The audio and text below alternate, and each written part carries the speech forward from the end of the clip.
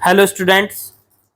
तो बच्चों, motion in plane chapter 3 11th physics NCERT solution चल रहे थे। क्वेश्चन नंबर 15 पे हम पहुंच चुके हैं। चलिए जरा आगे बढ़ाते हैं, 15 क्वेश्चन को करेंगे। इसमें कहा है एक एयरक्राफ्ट एग्जीक्यूट ए हॉरिजॉन्टल लूप। एक एयरक्राफ्ट है जो कि हॉरिजॉन्टल लूप बना रहा है और रेडियस 1 किलोमीटर का। तो 1 किलोमीटर रेडियस का हॉरिजॉन्टल लूप ऐसे बना रहा है, देखो वो इस तरह से, ठीक है। विद स्टेडी स्पीड, इस तरीके से लूप बनाया उसने, हॉरिजॉन्टल लूप। और इस एयरक्राफ्ट की जो स्पीड है, ये एयरक्राफ्ट है, इसकी स्पीड जो दे रखी है वो कितनी है, 900 kilometre per hour. Compare its centripetal acceleration with the acceleration due to gravity. अब इसका जो सेंट्रिपिटल एक्सेलरेशन होगा, रेडियस इसकी कितनी दे रखी, 1 किलोमीटर, और इसका जो एक्सेलरेशन है उसको एक्सेलरेशन ड्यू टू ग्रेविटी से कंपेयर करना है इसका। अब देखो, आपको मैंने कल बताया था कि जब भी कोई पार्टिकल सर्किल में घूमता है और कांस्टेंट स्पीड के साथ घूमता है तो उसके पास केवल सेंटर की तरफ एक एक्सेलरेशन होता है जिसको हम सेंट्रिपिटल एक्सेलरेशन AC कहते हैं। अगर आप इस AC की वैल्यू निकालोगे तो उसका फॉर्मूला आएगा v²/r। v कितना दे रखा, 900 का होल स्क्वायर बटे में r दे रखी रेडियस 1 किलोमीटर। अब ये जो AC आएगा ये 900 किलोमीटर पर आर, और इसको अगर स्क्वायर कर देंगे तो ये 81,000 और बटे में 1 और किलोमीटर प्रति घंटे स्क्वायर में आ जाएगा ये। अगर आप AC की वैल्यू चेक करोगे तो 81,000 किलोमीटर पर आवर स्क्वायर, ये इसका सेंट्रिपिटल एक्सेलरेशन है। अब ये जो एक्सेलरेशन आया है ये किलोमीटर पर आवर स्क्वायर में आया है, और ग्रेविटी का जो एक्सेलरेशन होता है वो होता है 9.8 मीटर पर सेकंड स्क्वायर। अब इस 9.8 मीटर पर सेकंड स्क्वायर को किलोमीटर पर स्क्वायर में बदल लो तो इन दोनों की कंपैरिजन हो जाएगा कि इनमें से कौन ज़्यादा है, ये AC की वैल्यू ज़्यादा है या G की वैल्यू ज़्यादा है।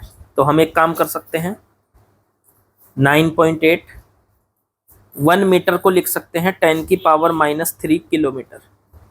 आपको पता है कि 1 मीटर में 10⁻³ किलोमीटर होता है, और बटे में सेकंड का स्क्वायर।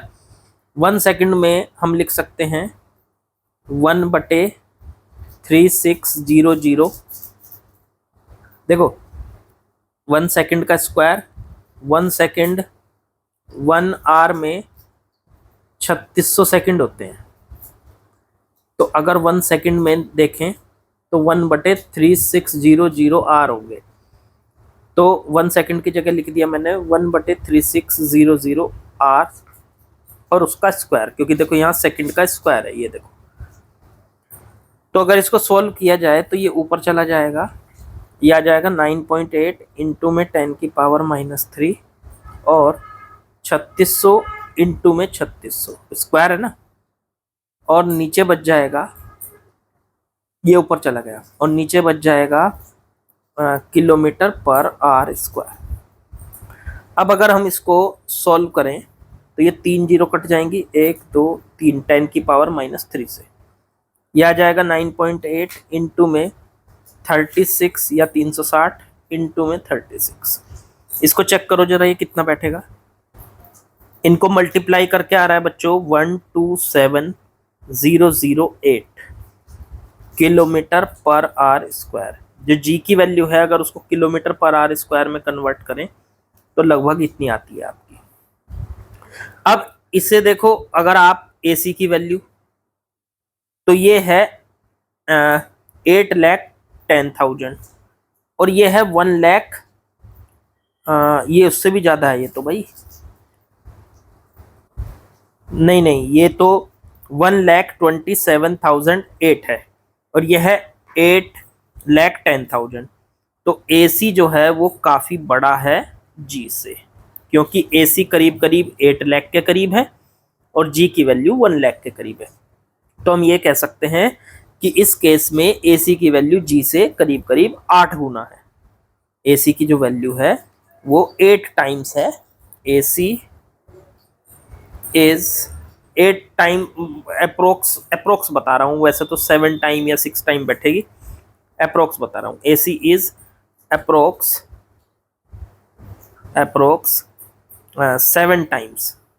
7 टाइम्स देन G से AC काफी बड़ा है। तो इस केस में G से AC काफी बड़ा है बच्चों, जब ये आपका एयरक्राफ्ट घूम रहा है यहाँ पे। तो मेरे ख्याल से समझ में आ गया होगा, बहुत आसान सा था। AC की वैल्यू निकालनी थी, सिर्फ सेंट्रीपिटल एक्सेलरेशन की वैल्यू जो सेंटर की तरफ काम करती है, और हमने आसानी से इसको निकाल भी लिया।